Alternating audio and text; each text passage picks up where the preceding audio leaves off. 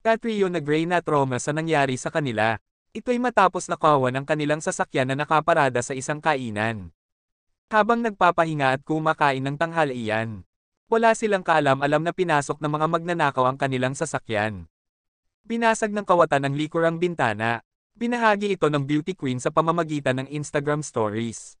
Nangyari ito noong Sabado, August 31. Kita sa larawan ang basag na bintana ng kanilang sasakyan. Aniya, robbed in the middle of London.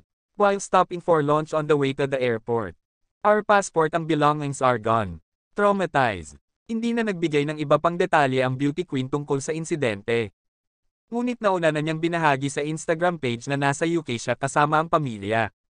In the UK for the very special trip for my papa. We road tripping from London through Scotland and back on. At noong Biyernes August 23, binahagi din ni Catriona ang mga highlights ng kanyang biyahe sa England at Scotland. Sa magkakahiwalay na post, "It's my first time back to his homeland since he immigrated to Australia at the age of 15. He's back in 1952. It's like I'm discovering right alongside him our heritage and family history. I'm so grateful to be able to do this trip with him." Caption niya sa isa sa kanyang post.